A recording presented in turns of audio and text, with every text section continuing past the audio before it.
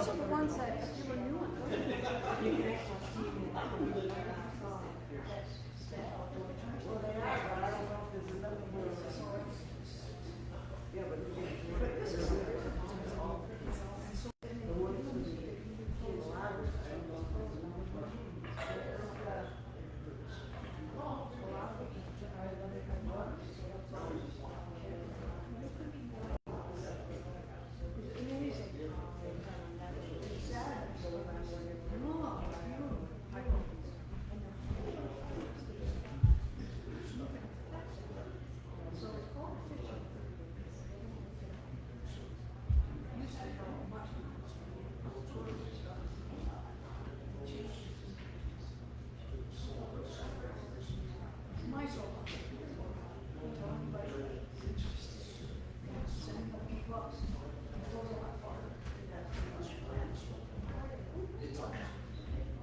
He manually started it just because the automatic switches.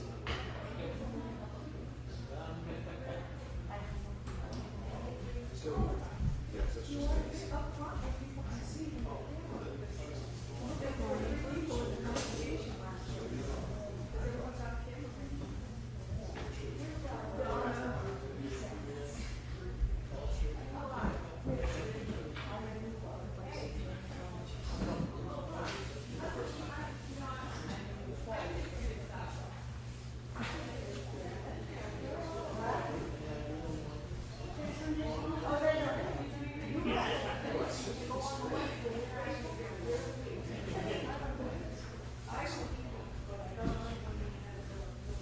I'll be right back.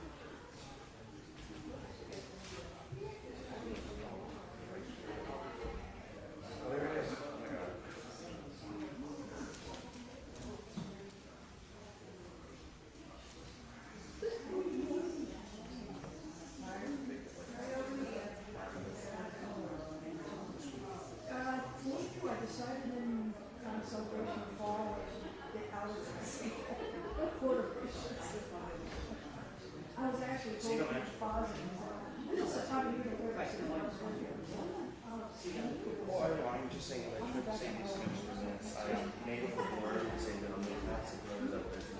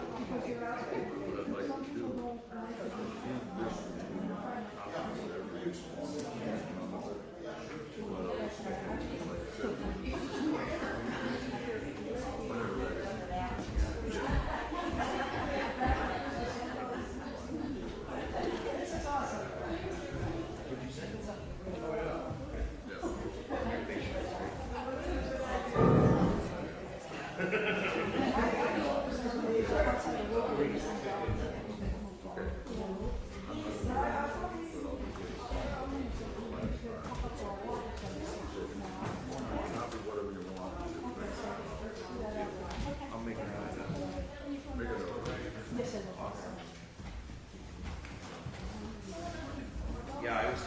Hey, pretty good. Fine. Yeah, you just fine. Me too. What do you have?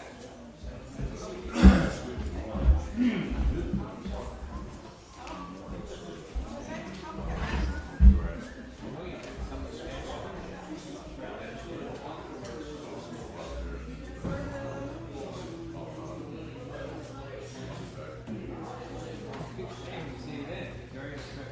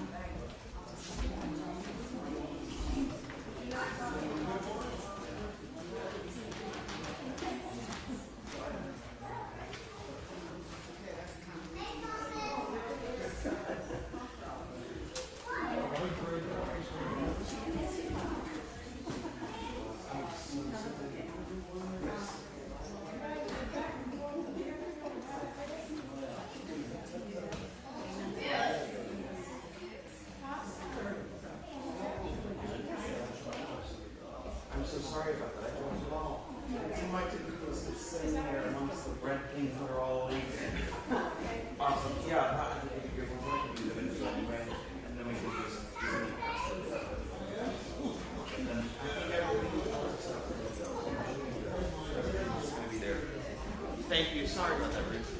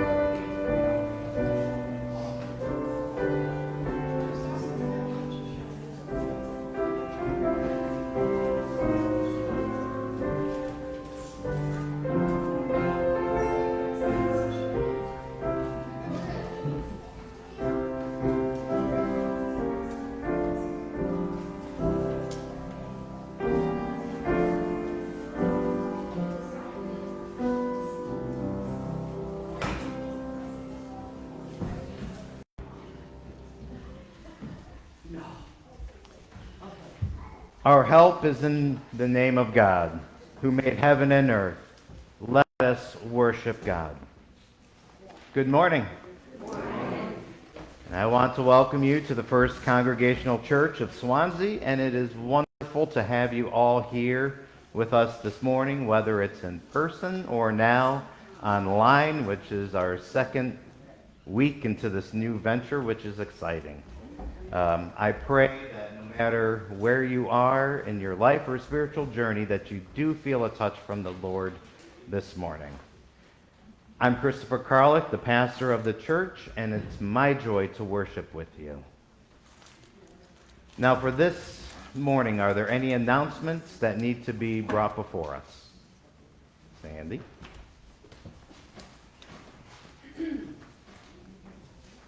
announcements. One right after the tree, whatever we're doing with the tree out there, right after that, we are having a mission meeting, a very quick mission meeting. So those of you who are on the committee, please see if you can join us. Today is Neighbors in Need Sunday. It is an offering which we will receive today that supports the UCC's Ministries of Justice and Compassion throughout the United States.